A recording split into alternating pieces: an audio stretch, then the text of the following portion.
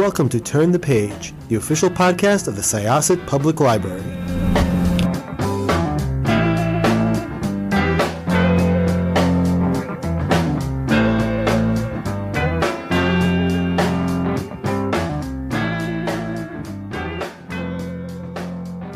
Welcome to Syosset Library's Turn the Page podcast. This is Jessikah. I am your host, and I am here with the author of a book. When first, the title and the description came up, I was like, yes, all of these things are things that I want to read about.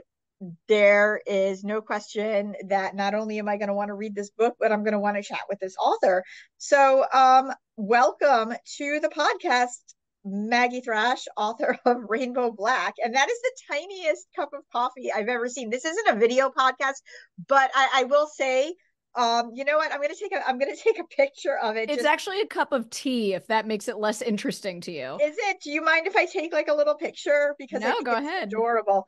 It is, hang on, I'm going to do this. So it is like adorable. I am a perennial coffee drinker. I drink coffee all the time. Anyone will tell you who knows me. And so it's very tiny. So that is an adorable tiny cup of tea. Thank you. Yes, I'm a green tea drinker. I drink it pretty much all day long until I switch to herbal tea around like 9. See, I would be a much healthier person probably if I did that. But let's talk about Rainbow Black. So this book was really great. It definitely got me in a lot of different ways. Books that take place around incidents around my childhood are always very big to me because I'm in that point now. You've got like the 80s, 90s vibe going there. It's a really interesting queer story in many different ways, and it's a Satanic Panic story, and that is all like trifecta perfect for me. It's so funny because like I'm not really sure exactly how to describe it genre wise, but it's amazing. So why don't you talk a little bit about Rainbow Black and just sort of where the inspiration came from, and if you had to assign it a genre, what would you assign it? Well, it's interesting that you bring that up because, of course, the Library of Congress has to assign every book a genre. And it's kind of like, ooh, you open the book and you're like, I wonder what I got. And I was curious how they were going to deal with it. And they ended up assigning it of the genre moral panics, which I didn't realize was a genre. We need to make that a genre because I think it's a really important thing for everybody to realize happens way too much. It happens way too much, and it happens over and over and over. And moral panics are fascinating to me because they're so disposable. People forget, like we keep litigating the same things over and over and over because these panics happen and then they end and we all forget and it all gets thrown into the trash. And often these panics are litigated at the most like trashy level of our culture, like in tabloids, on talk shows, these days, on Twitter. And it's in 5 years, it's as if it never happened. And so we never have closure on these issues, which tend to be about our America's unresolved relationship with its puritanical roots. So I really wanted to explore that with the book. And I was inspired too because I don't know what your birth year was, but I was born in 1985. I'm older than you. I'm 79.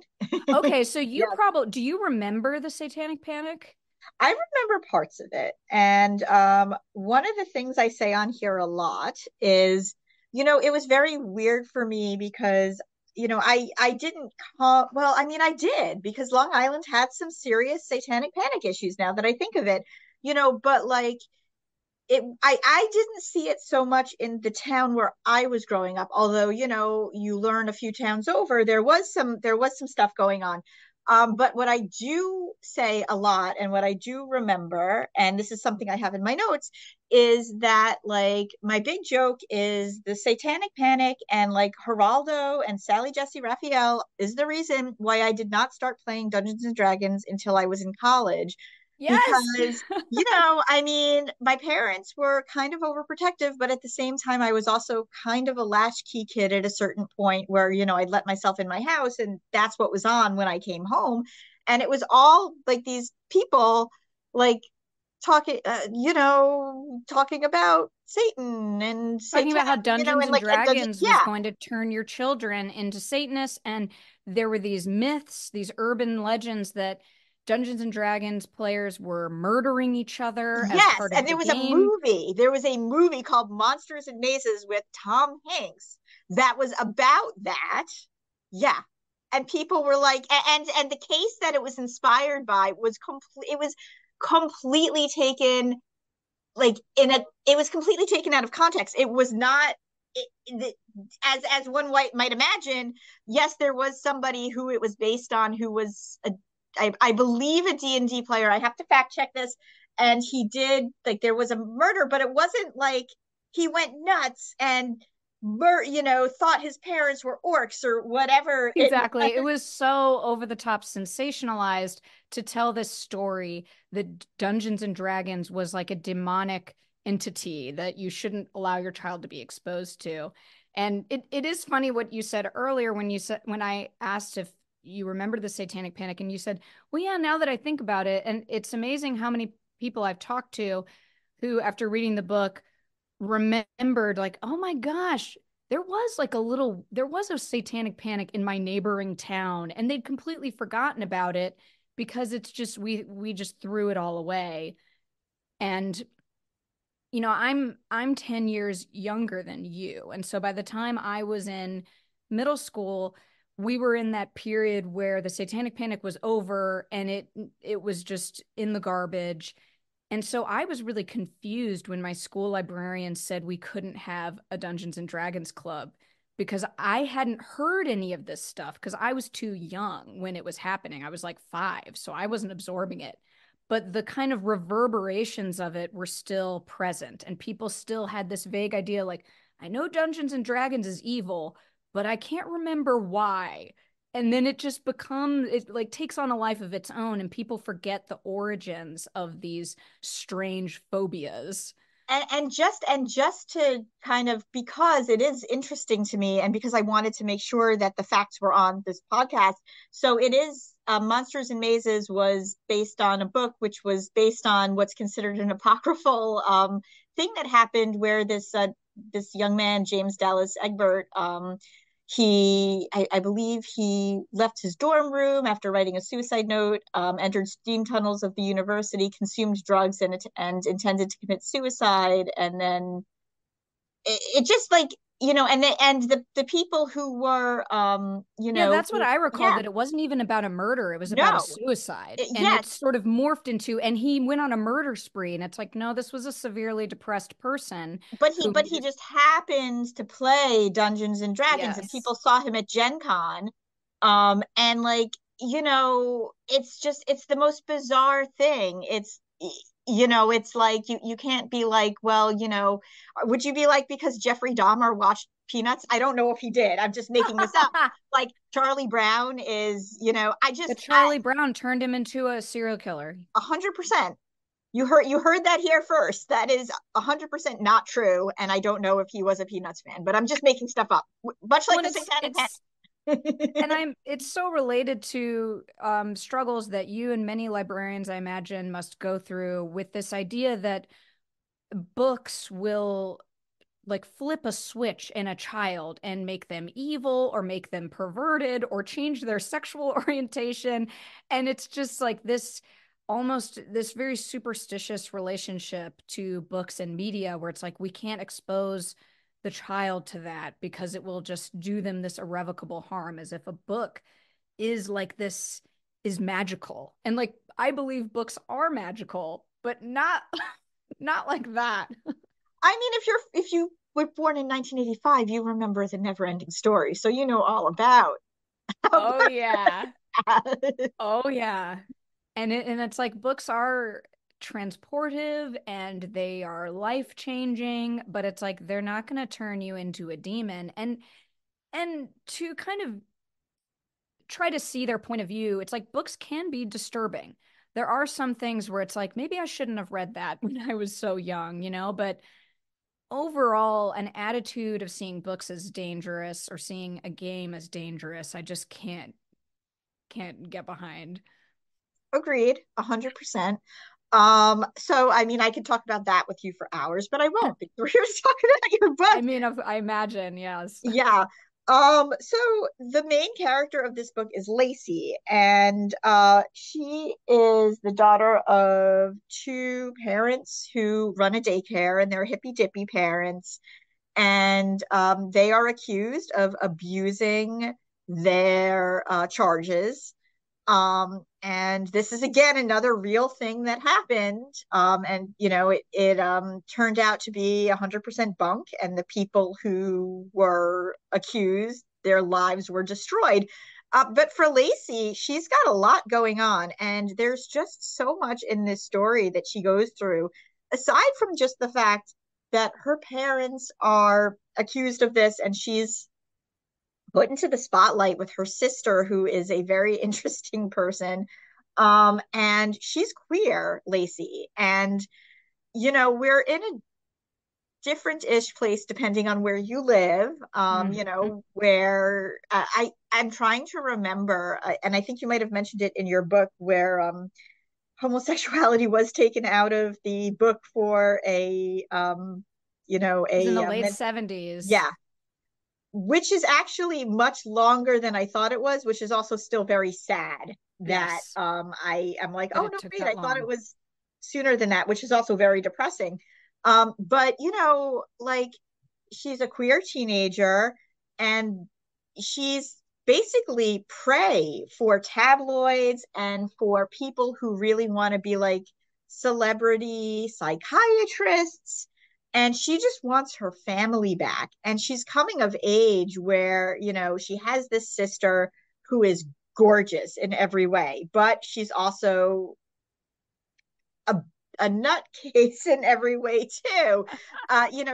She really deals with things in a different way. She lived on her own with a guy for a while in Florida, and she comes back, and just all this media attention on both her and her sister who's soaking it up, and Lacey, who really just wants it all to go away and wants her Yeah, the parents. sisters have very different relationships with the media attention, and Claire, the older sister, is kind of she's shining, and in a weird way, she's almost enjoying it because I wanted a Claire to feel like a real person, but also very informed by like a sort of 1980s American ideal of like it's all about glamour, Yes, and anytime a camera is pointed at you, that can't be bad. And yes. just clothes and so she's trying to kind of make the best of it, and Lacey is just mortified and just wants to crawl in a hole and die. So I really wanted to show like the two very different relationships with media attention. And I really, I mean, I say that Claire was a bit of a nutcase, but I really did feel for her because Oh, I love a Claire. yeah, I really felt for her. I mean, really, like half the time she was there, I'm like, a Claire, you gotta stop. Like this is not helping anybody. This is not helping anybody. This is not helping you, which it doesn't ultimately. And I don't really want to give too much about that away. But at the same time, like you see somebody who's really like, there's so much pain in the exposition, and it's so real. Yeah, I wanted to I'm glad that you feel that way because I really wanted to show with a Claire. I feel like people who are transparently hungry for fame are super demonized. And I wanted to show like someone can be hungry for fame and they're still just a girl. They're still a person full of love, full of actually an extraordinary amount of desperation, because that's what's driving that desire for fame is just feeling of desperation, of being lost and unmoored unless people are paying attention to you. And I don't see that as demonic. I don't see that as evil. I understand it can be obnoxious, but I really wanted to humanize that type of person with Eclair. And she's very young, when when you first meet her, like, I'm wondering how old is this older sister, but she's on the other end of a phone talking to Lacey, and when she actually comes home, you're like, oh, she's a child, like, Yeah. really, because her parents were very, very young, or her mother, I should say, was very, very young when she had her. So, I mean, really, again, when I said she was a bit of a nutcase, it's not because she was unhinged to be unhinged. There were no hinges that she had throughout her whole life. She really just clung to what she The could. door And was off the hinges, just yes, an open void. yes, she wasn't given really any No ground boundaries. to stand on, no boundaries. And, she clung to whatever she could. And at one point, it was this guy um, who clearly was done with her, even though she didn't want to admit that. And then, the cameras were there. And Mm-hmm. I do think a lot, I think a lot about just sort of how the media treats abuse survivors, and also just people who are in the midst of a tragedy. And it's really just very, very sad. So, both her and Claire were almost, like you were saying, like opposite sides of bait. And, for Lacey, I should say her and Lacey were opposite sides of bait. But for Lacey, so she has these people who say that they're her therapists and they want to help her through this, but they're going through this whole, repressed memory thing, which is another thing that is dubious science that people used to And do. Like, and yeah, based in real things that happened in the 80s, where a psychiatrist in Canada sort of invented this technique of memory repression therapy, where he would have these intense therapy sessions with his patient who he then went on to marry. is this So it was, this is the Michelle Remembers this is Michelle case? Yes. Remembers. So it was already, not good professional boundaries in that relationship. And apparently, and he claimed that through hypnosis, he unearthed Michelle's repressed memories about having experienced and suffered satanic ritual abuse as a child. And none of this was ever verified. There was never any proof that anything Michelle claimed had happened. But the book became a bestseller. The therapist became famous, and it kicked off this phenomenon of memory repression therapy. And it turns out children are especially vulnerable to these techniques because they have a less firm grip on reality. So if you tell a child over and over, didn't something terrible happen to you? Didn't a demon with wings do something bad to you? They will start to believe it. And I wanted to show kind of how unethical it is to mess with children's minds like this, especially when the therapist is transparently trying to do it for profit, to make a name for themselves. The other thing that's crazy is that these therapists like zero in on the fact that Lacey's queer, and Mm-hmm. they, That is ammo for them. yes, it's ammo, and it also leads to different kinds of abuses. And it just, like, it really was just such a heart-wrenching thing to go through with her. And then at the other end, you also have, the fact that, like, her lawyer wasn't particularly wasn't 100% on the ball, and that's all I'll say, for all of his efforts. And she also has this friend that she has known since the very beginning of those days in Dylan, who becomes also a pivotal character within this story. Now, Dylan brings up a whole other aspect to things that had been Mm-hmm. happening back then. So, were both Lacey and Dylan main characters in the story when you started writing it? Yes, they definitely were. And I wanted, you know, I wanted to show I have sort of I'm very interested in kind of litigating the past. One of my favorite things is to reunite with someone I haven't seen since I was 7 years old and kind of like see which memories we share and which memories we differ on and kind of compare the ways in which we saw each other. And it's always surprising, like, oh, I thought you were the coolest girl. No, I thought you were the coolest girl. And you know, it's so I wanted to show kind of a friendship that evolves over decades, and also how, you know, two people, because the book is so much about memory, and you know, Dylan, when Dylan tries to reaffirm what Lacey says, that Lacey's parents didn't do anything and they were falsely accused, you know, Dylan is also just sidelined and marginalized and exploited by the therapist. So I kind of wanted to show how even when a friend tries to back you up, the system is very good at doing a divide and conquer and trying to break both of you and turn you against each other. Yeah, definitely. And you know, I don't know that it's much better. I don't know that it is either, sadly. Like that's the thing about the book. I wish it weren't so relevant. Even though it's set, you know, it's set in 1990 and then we do a time jump to 2006, and it's it's unsettling, it's unnerving, um how little has changed. And we simultaneously think the 80s and 90s and even the 2000s were so long ago.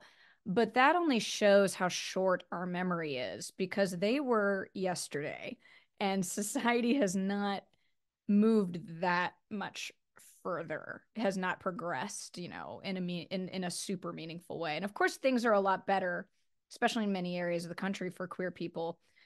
Um, but in a lot of areas of the country, they're the exact same.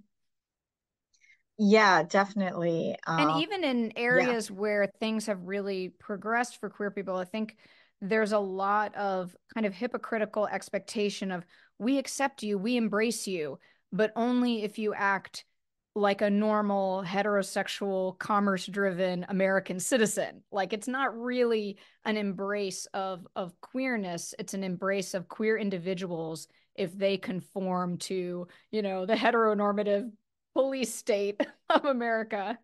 I mean, like that whole, like, you know, oh, you're just like us, but You're you just know, like us. except You're for when just you're like us. not.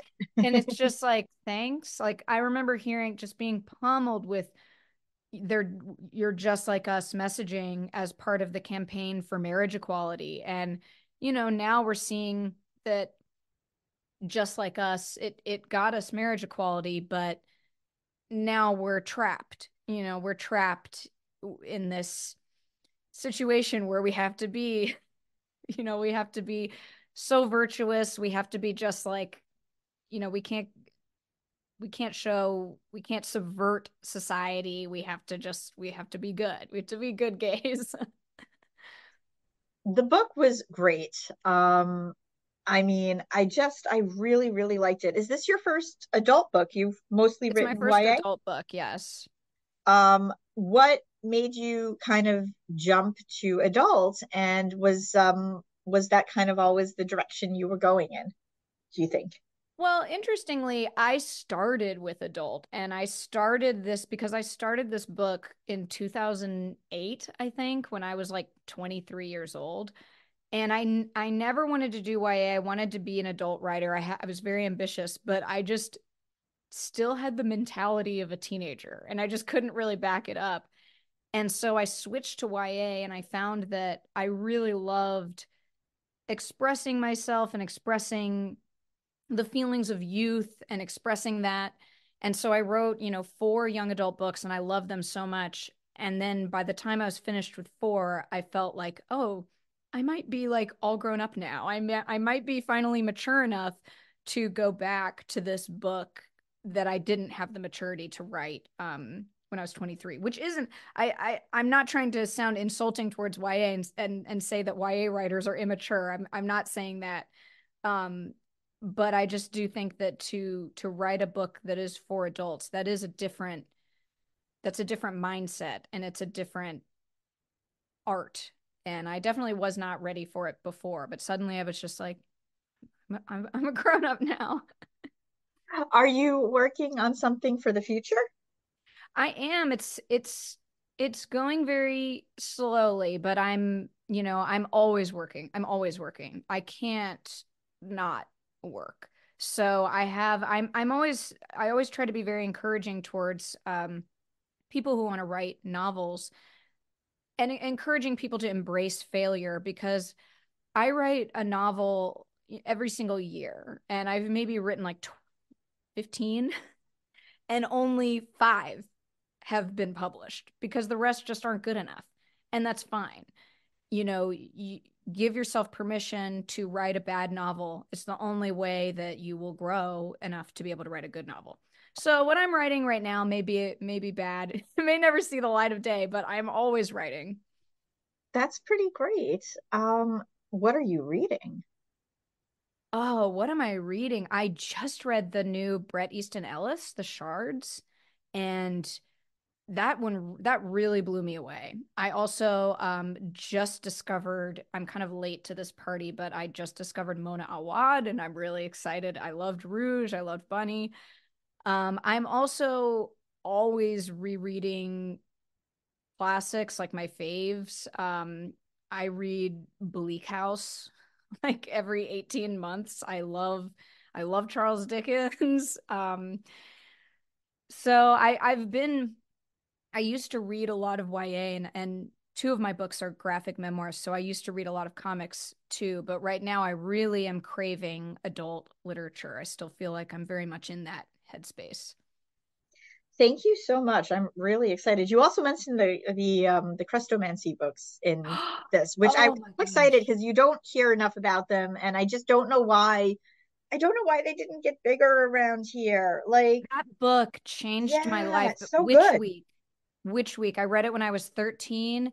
Oh, I love that book. Had such a profound influence on me. The way the characters felt so real and flawed and vulnerable, and the witchcraft was approached in such a serious way, not like a not like a Harry Potter fun way, in a very serious way. And I loved it so much. I would really recommend I should put together like a Rainbow Black reading list, and which week by Diane Wynne Jones would be at the top.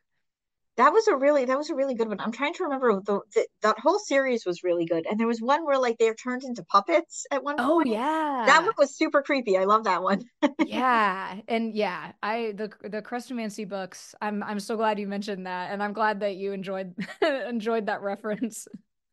Yeah, I think I didn't discover them until much later. My sister-in-law was the one who told me about them. Everybody knew what Howl's Moving Castle, Oh yeah. which, that's Diana Wynne Jones too, right? I'm not I making think that. so. Yes, and Howl is wonderful and amazing, and the movie as well. But I understand why Christopher Chant was a lot of people's literary crush. There is just, he's a very interesting guy, and the world that he inhabits is really cool. So yeah, check those out. Even adults, Hmm. they're good. I co-sign that. Yes. All right. Well, this is Jessikah with Syosset Library's Turn the Page podcast. Thank you so much, Maggie Thrash, for coming and talking about Rainbow Black. Thank you, Jessikah. Thank you for your interesting questions and your interesting insights into the Satanic Panic. It was really fun to talk to you. You're welcome. We are going to close this chapter of Turn the Page. It's time to close this chapter of Turn the Page. Join us for the next episode.